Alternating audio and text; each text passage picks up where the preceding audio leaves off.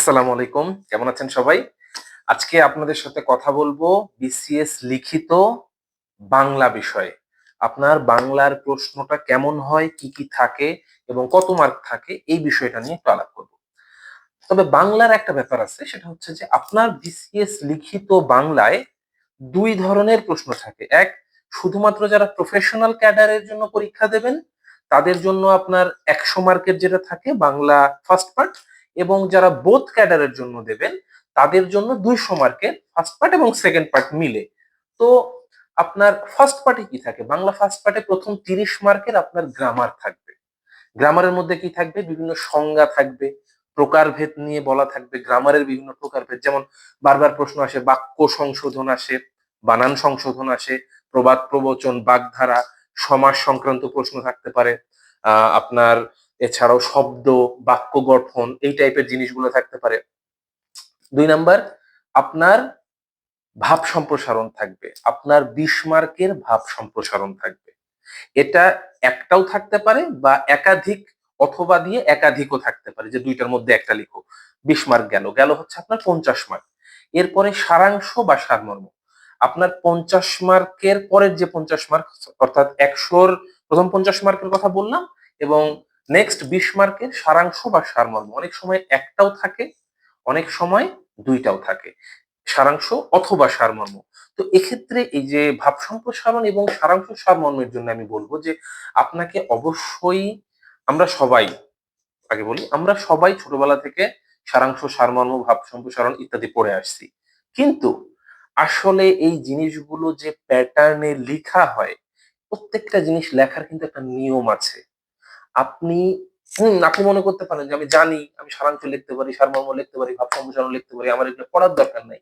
কিন্তু এগুলো কিভাবে লিখবেন, সময়, এই যে ২০ মার্কের জন্য কতটুকু লিখা প্রয়োজন, কি, কি ভাগে লিখা প্রয়োজন, মূল ভাব, যদি ভাব সম্প্রসারণের কথা বলি, মূল ভাব, ভিতরে সম্প্রসারিত ভাব, আপনার শেষের দিকে মন্তব্য, কয় পৃষ্ঠা লিখা প্রয়োজন, এই জিনিসগুলো আপনার একটু ধারণা নিয়ে যেতে হবে।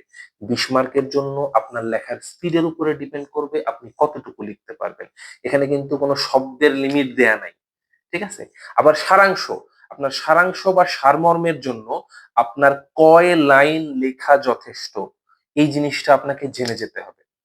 আপনি দেখেন, নেটে সার্চ দেন how to write a good summary, বাংলায় লেখেন কিভাবে ভালো সারাংশ লেখা যায়, আপনার অনেক দেখবেন সূত্র পাবেন, যে এই যে ৩ লাইন বা ৪ লাইন বা ৫ লাইন অনেক জায়গায় বলা আছে, আপনি সারমর্মতে লিখতে পারবেন।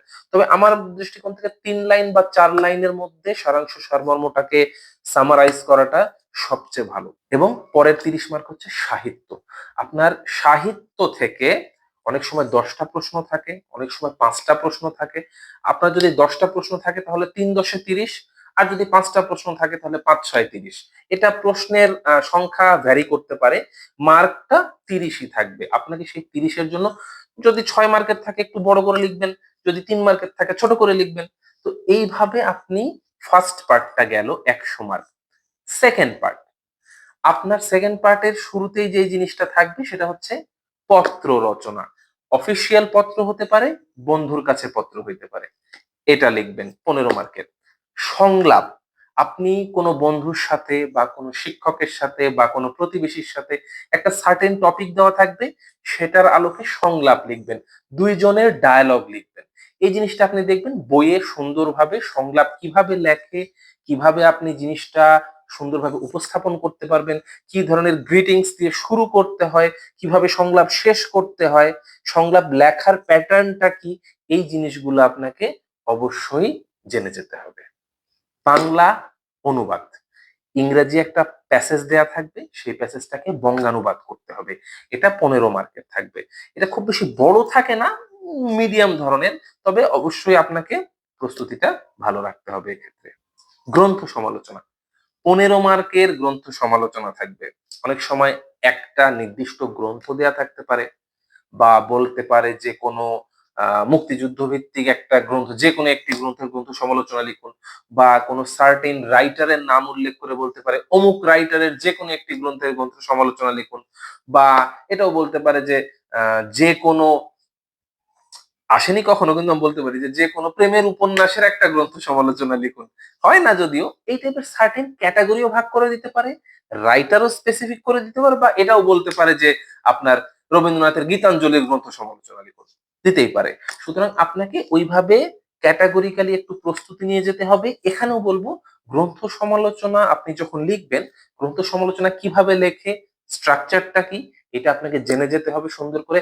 আপনার গ্রন্থ কত পৃষ্ঠা, প্রকাশকের নাম কি, দাম কত, এই জিনিসগুলো দেখবেন যে অনেক জায়গায় এইভাবে লেখা আছে। ভাই এগুলার দরকার নাই। আপনার দাম কত এটা জানতে চায় না গ্রন্থ সমালোচনা।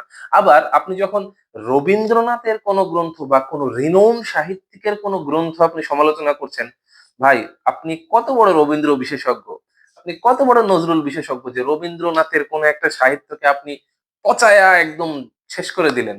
সেভাবেও লেখা যাবে না।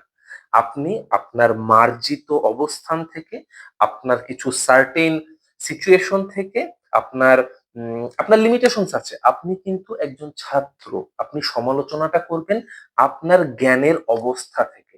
আপনি, হ্যাঁ, আপনি একজন নোবেল বিজয়ী রাইটার, সেই হিসাবে আপনি আরেকটা গ্রন্থকে একদম তুলোধনা করে দিলেন, এটার ভাষা ঠিক নাই, এটার বাক্য গঠন ঠিক নাই।